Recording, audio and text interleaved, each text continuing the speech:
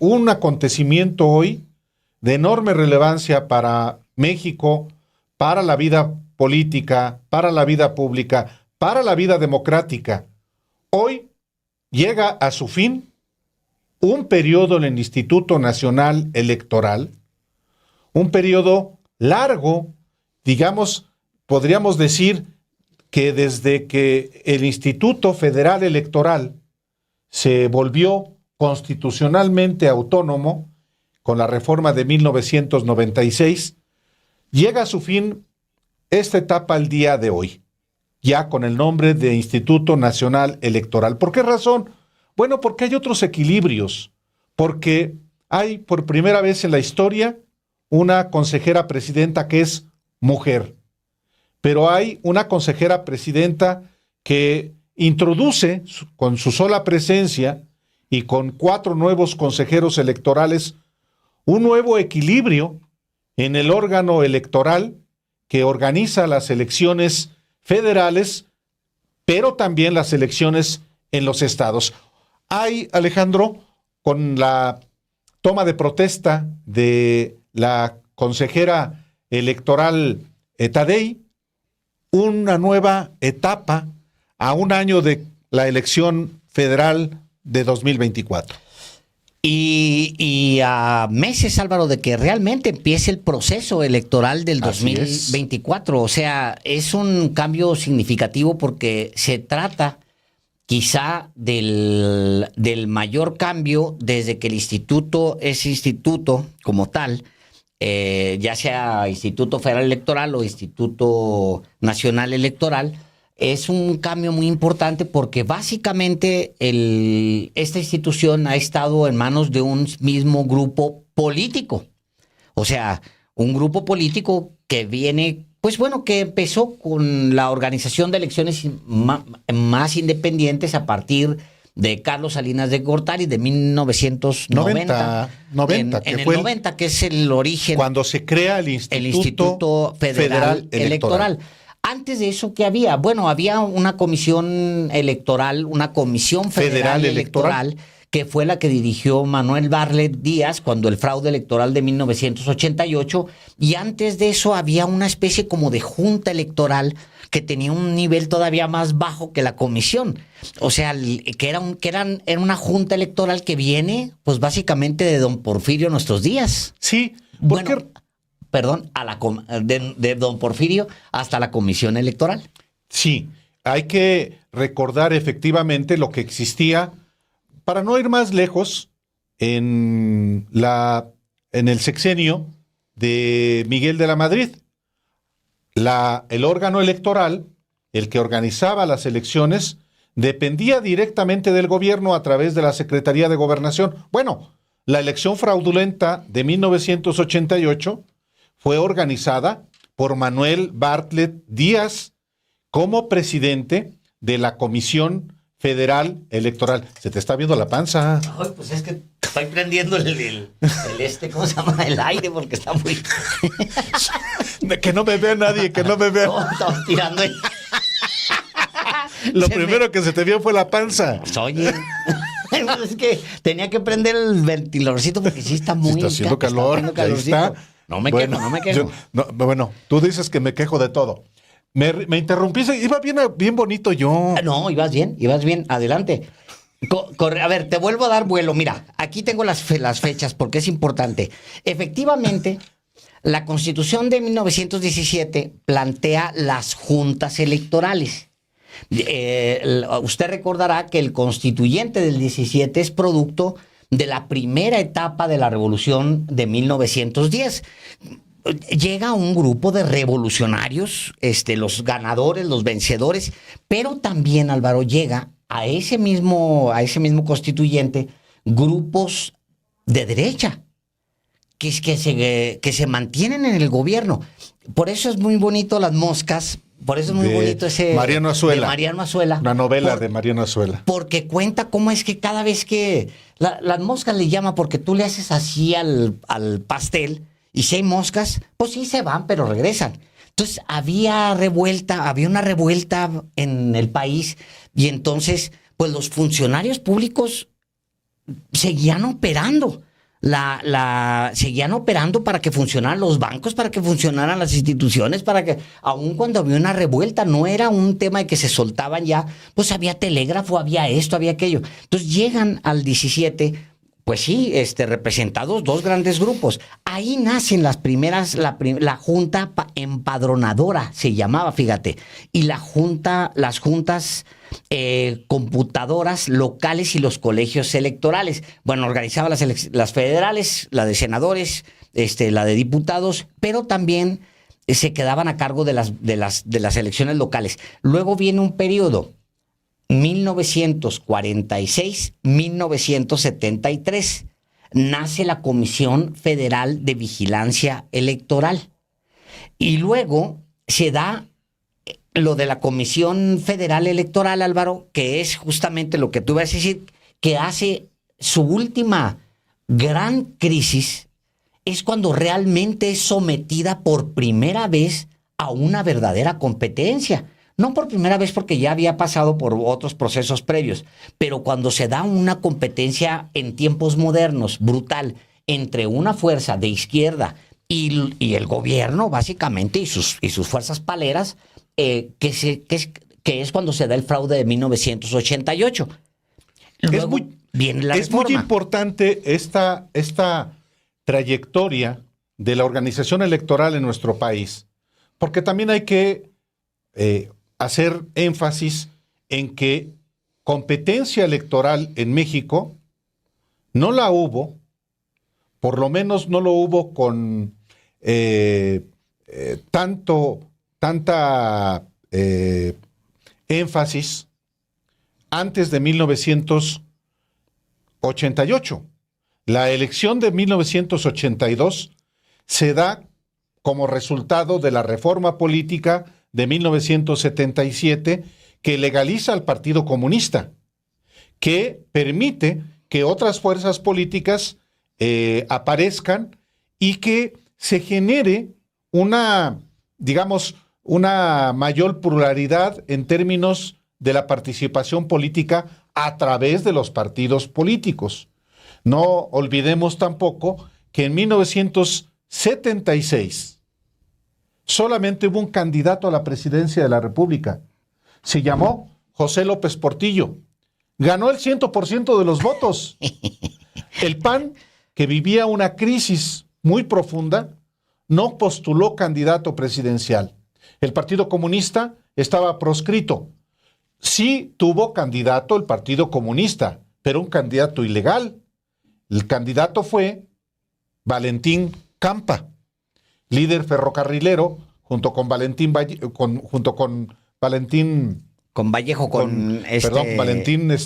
Campa y Demetrio Vallejo.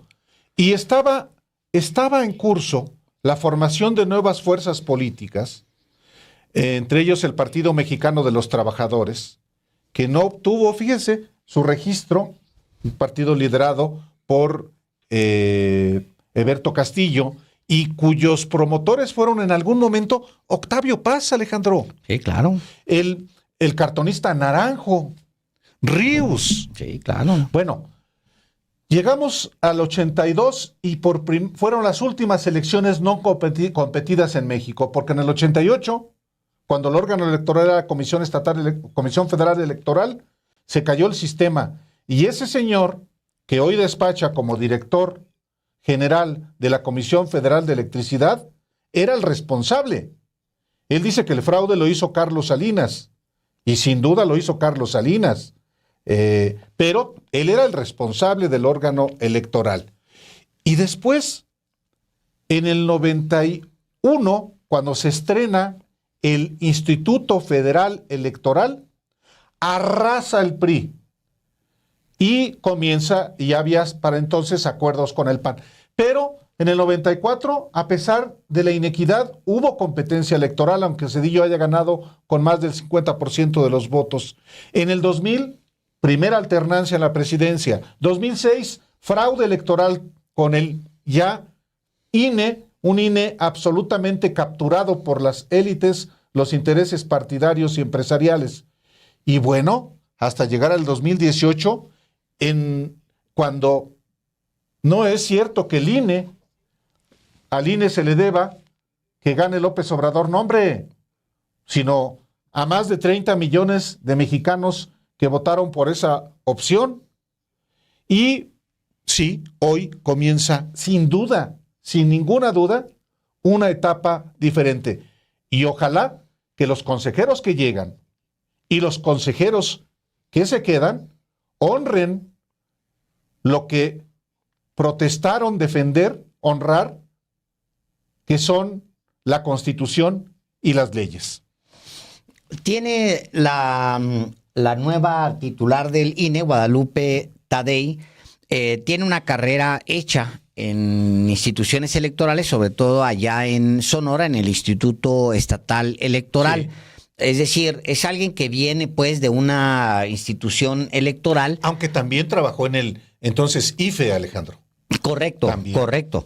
Bueno, para estar allí en el Instituto Estatal Electoral, pues de alguna manera tenía una vinculación directa con la institución que es ahora. Nada más que, como sí decía el consejero Faz Mora, que entrevistamos el viernes, pues sí, ahora ha brincado a grandes ligas. Sí va a ser un periodo de acoplamiento para ella.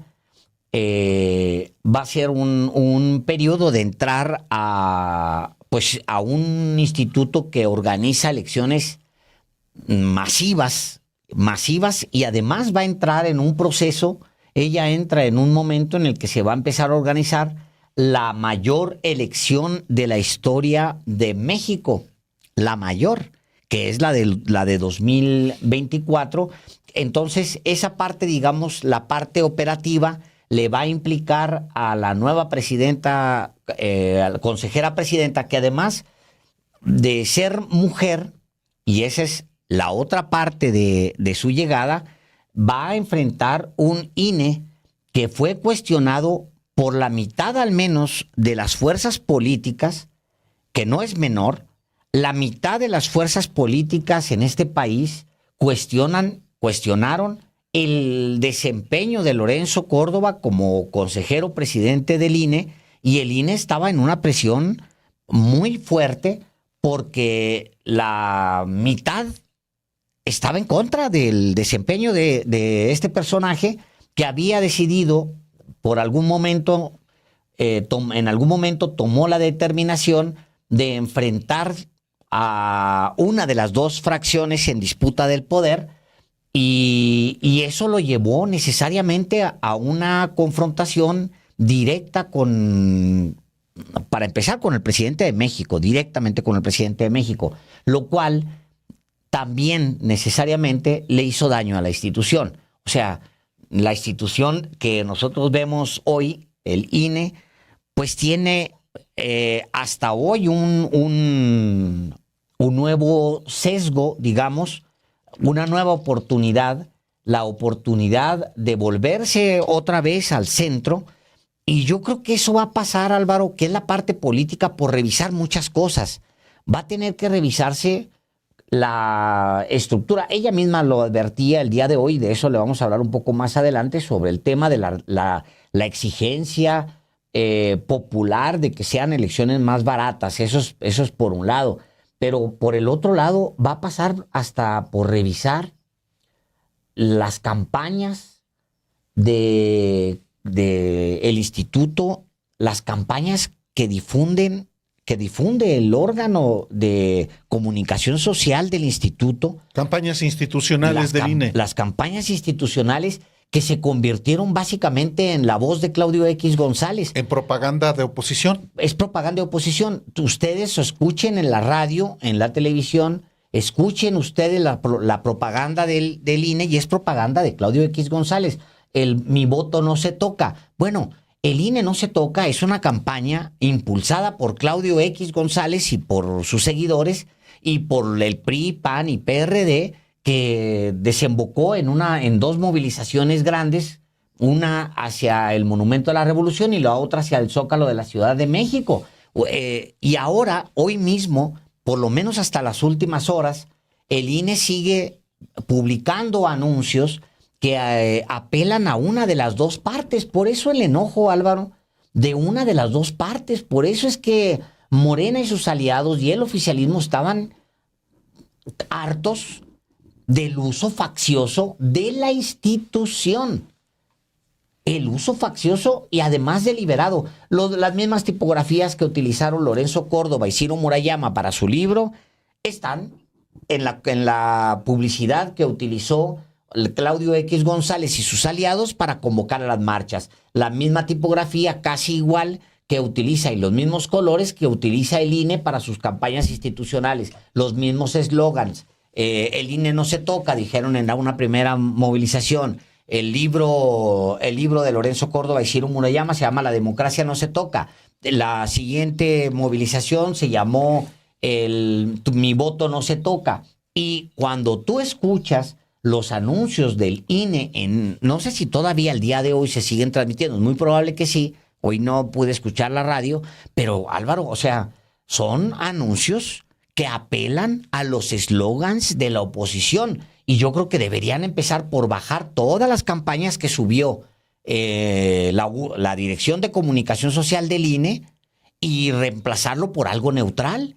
¿Cómo que el voto no se toca? Pues ese es el lema de Claudio X González. Sí, por eso, obviamente, la era de Lorenzo Córdoba, y no solamente es la era de Lorenzo Córdoba, porque también es la era de José Goldenberg, que es el mentor de Lorenzo Córdoba, de Ciro Murayama, y de ese grupo, hablando un poco más arriba, el grupo de Nexos, de la revista Nexos, que encabeza Héctor Aguilar Camín. Es importante puntualizar esto porque muchas cosas deberán cambiar. Para empezar, que los nuevos consejeros y consejeras y las consejeras y consejeros que ahí se quedaron, 7, observen, respeten, cumplan lo que establece el artículo 41 de la Constitución, que establece los principios rectores, es decir, las normas de conducta para la materia electoral: autonomía, independencia, legalidad, certeza, objetividad. Entonces, esos son los principios. A eso hay que exigirle que los cumplan los que llegan y los que ya estaban. Los que llegan son 4, los que estaban son 7. Y por primera vez es efectivamente presidido el INE por una mujer. Hay una también paridad de género, Alejandro. Son 6 mujeres y 5 varones. Fíjate qué interesante. También, por eso es importante hasta observar esto. Otro es el tono de la propia consejera, que tiene experiencia electoral, porque, en efecto, fue impulsada por Morena, sí, y fue avalada por este comité técnico responsable de la integración también. ¿Tiene experiencia electoral? Lo tiene Guadalupe Tadei. Ella fue, fíjate, desde que se crea el IFE, en 1991, al año siguiente, en 1992, ella ya ingresa al Instituto Federal Electoral y coordina no solamente los trabajos para la construcción del nuevo padrón electoral, que derivó en la credencialización, sino que también pues trabajó en estados como Chihuahua, en Durango. Coordinadora en los 2 estados. Fue directora del Centro Regional del entonces IFE en Aguascalientes, y en esa encomienda realizó las primeras impresiones del padrón electoral con fotografía. Ocupó también la Dirección Nacional del Sistema de Consulta Electoral del Registro Federal de Electores. Y, bueno, fue vocal estatal del Registro Federal de Electores en el estado de Sonora de 2003 a 2014. Y luego, como presidenta del Instituto Estatal Electoral en Sonora, organizó 2 elecciones de gobernador, la de 2014, que fue electa por un periodo de 7 años. Fue en la elección de 2014-2015, cuando gana Claudia Pavlovich la gubernatura, y luego, apenas en la elección que gana Alfonso Durazo, y vaya, es una mujer que tiene experiencia, sin duda. Yo no he visto cuestionamientos, digamos, con argumentos, Alejandro, a Guadalupe Tadei, que no sea, primero, que no tenía cédula profesional. Una mentira absoluta. Otra, que el presidente dijo que no conocía y que Reforma publica el día de ayer una fotografía en la que dice que ella es Guadalupe Tadei. Y no. Hijo, mano, qué cosa, qué cosa.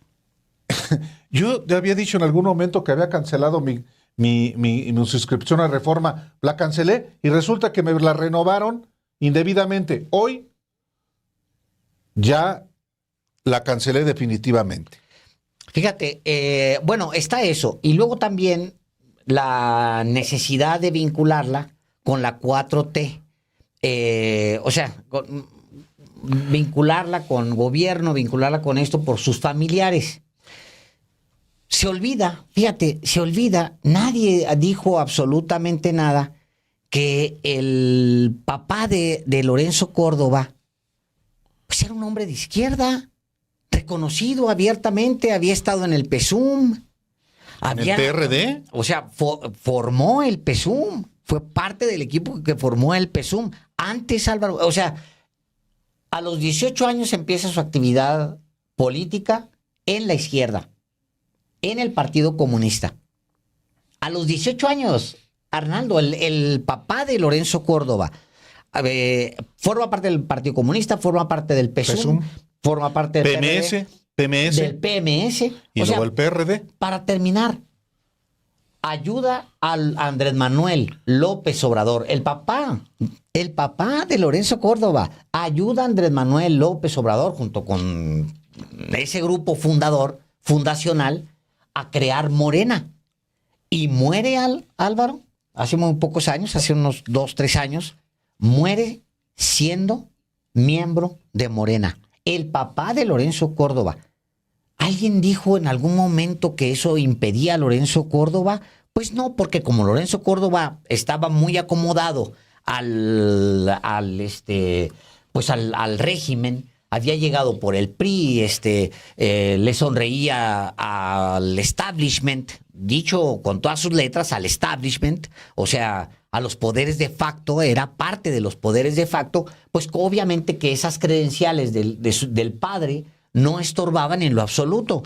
Ahora se le trató de vincular a ella porque su familia, un tío y un primo o sea, como ya lo mencionamos su hermano el viernes. Su hermano es delegado de los programas federales en Sonora. Entonces, no, mira, yo de hecho veo, Álvaro, en ella sería la primera, si en algún momento el país, con tanto dinero que hemos gastado en elecciones, pudo formar gente para que en el futuro asumiera el instituto con independencia, es esta generación, la de ella, curiosamente, porque si empezó en el 92.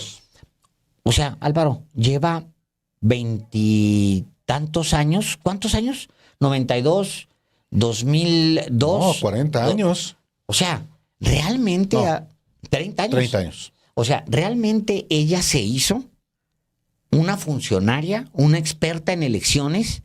Digo, con tanto dinero que hemos gastado, sería la primera generación de... Vamos a ver cómo se desempeña, ¿verdad? Pero la primera generación que viene ya de la hechura de la institución independiente sería la primera generación que viene ya al menos libre de la carga del grupo político que dio origen al IFE y ahora se convierte en una funcionaria con una cierta independencia. Porque todos los demás hacia atrás tienen cola hasta el padre fundador.